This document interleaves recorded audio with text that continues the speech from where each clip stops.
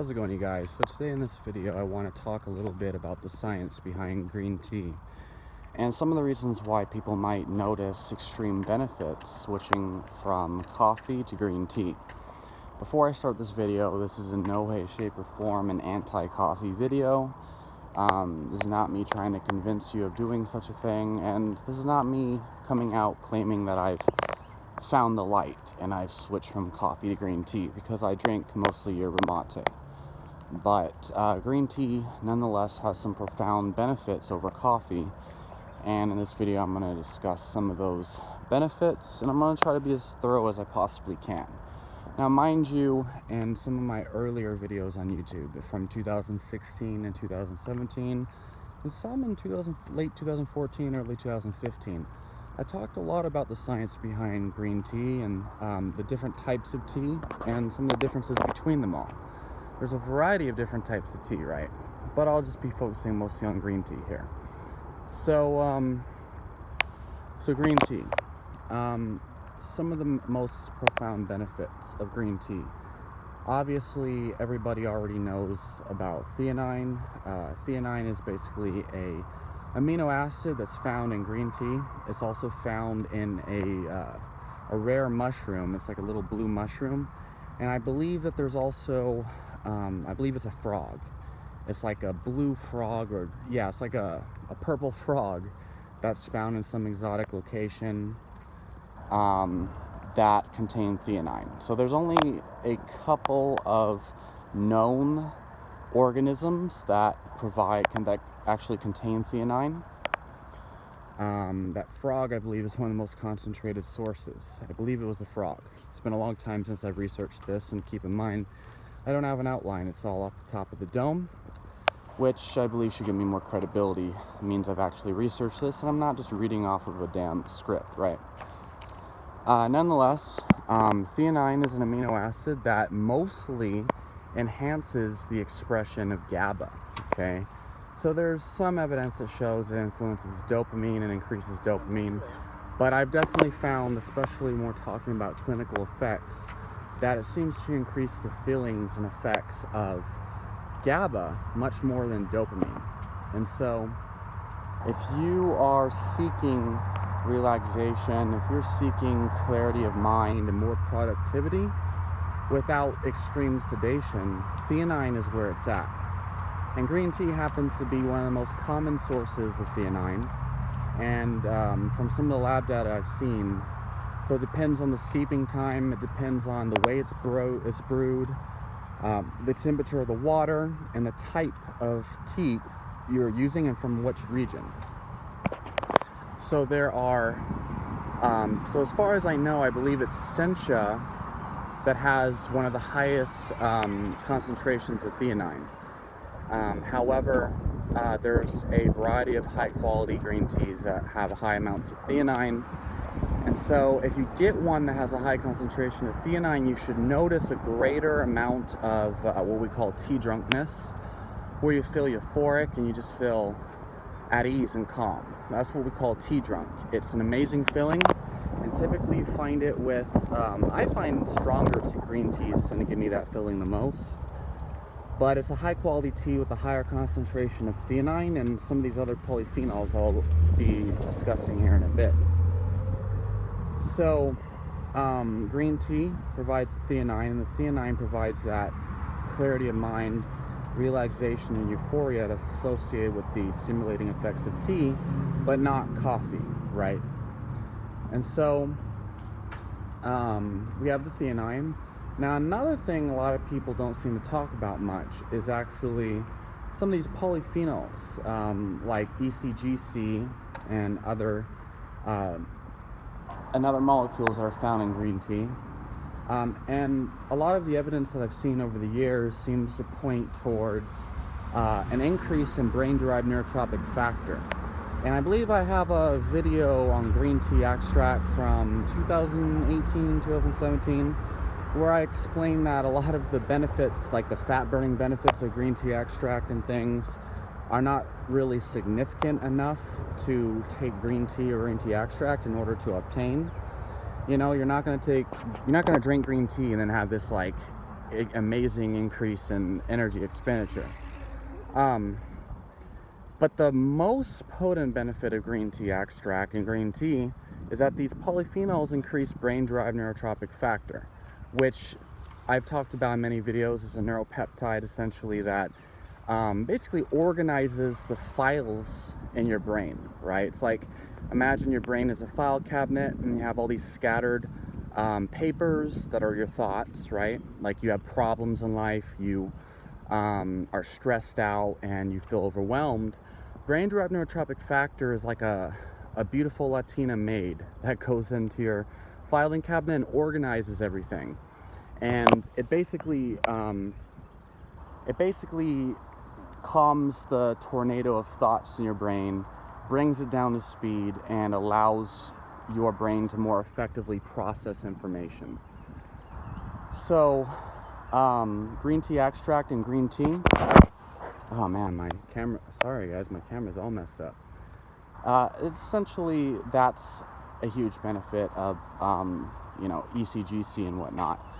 And, as I've mentioned in many videos, the same thing happens when you go on long distance walks, which I'm on right now, and long runs and long cardiovascular exercise, and exercise in general. It increases this peptide, and that's one of the reasons why you feel so euphoric and relaxed and productive after you go on these long workouts.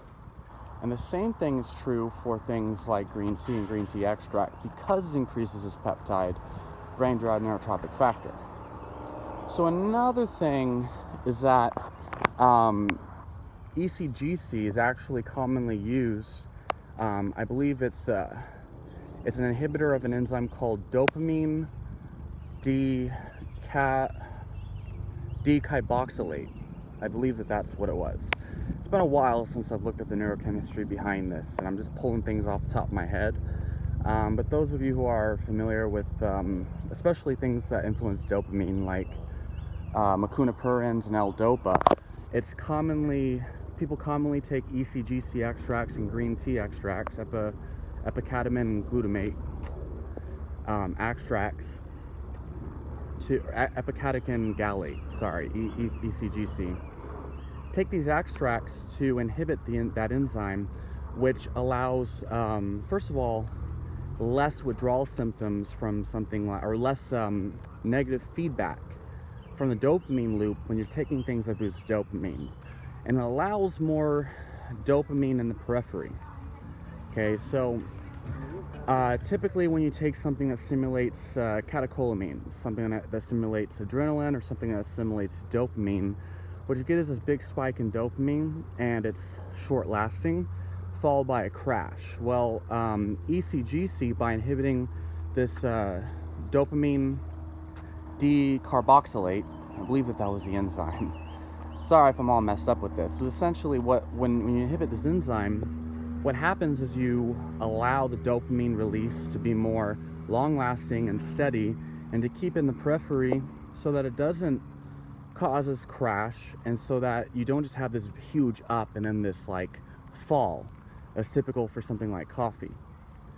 And so probably have quite a few of these names messed up, and some of the neurochemistry might be not as sharp as it should be, since I'm out here on a walk, just being spontaneous with it. But if you put all of this together, and then of course you consider the fact that, yes, green tea has like a bit of caffeine, not much though, except for by volume, it does have more than coffee. People don't know that. And the caffeine content of tea, by the way, is such a confusing topic. Green tea actually does have more caffeine than coffee if we're talking per volume.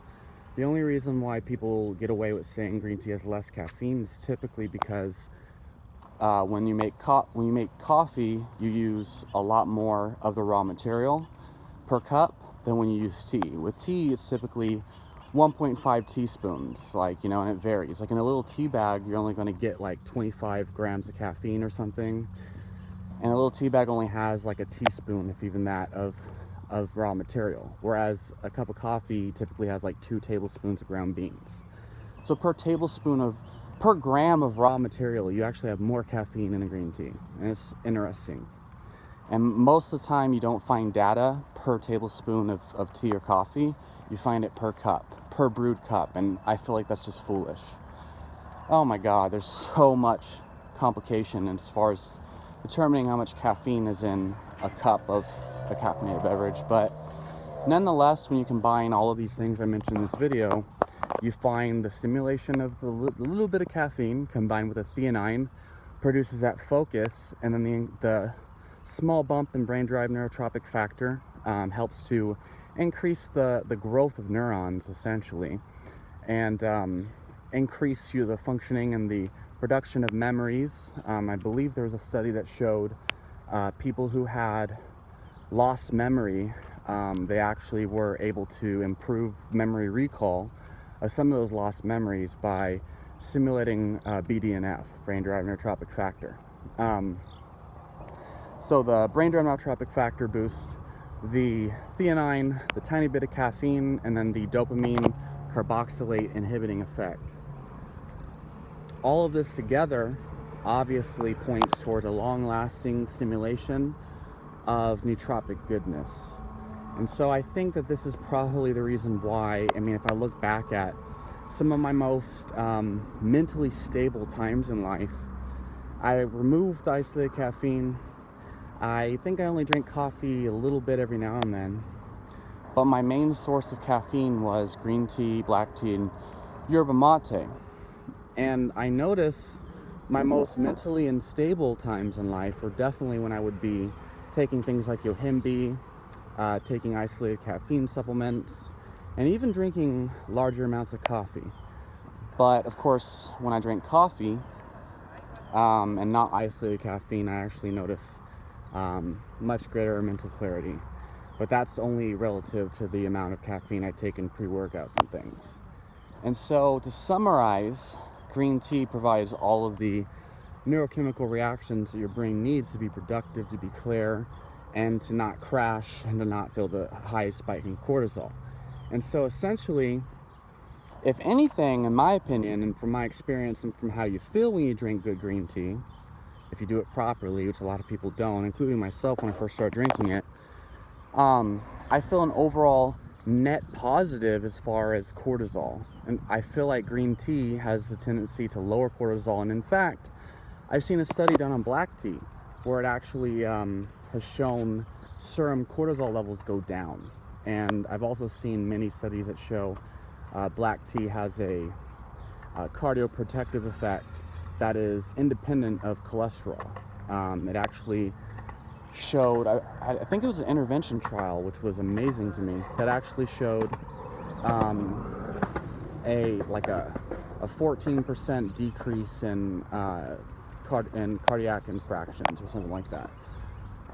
Anyway, I think that there is a lot more research to be done on green tea and black tea, and I probably butchered a lot of this, so post it down in the comments section what I butchered, since I'm literally just doing this off the top of my head, and I haven't actually researched. I actually was wanting to look at some comprehensive reviews of green tea last night, and I should have done that, but I'll be back on it and I'll make more videos in the future. But correct me on some of the things I said, please, and if I'm solid on all this, that would be fascinating. So green tea is definitely the superior beverage in my opinion, but black tea has its uses, so I'll make more videos on that in the future.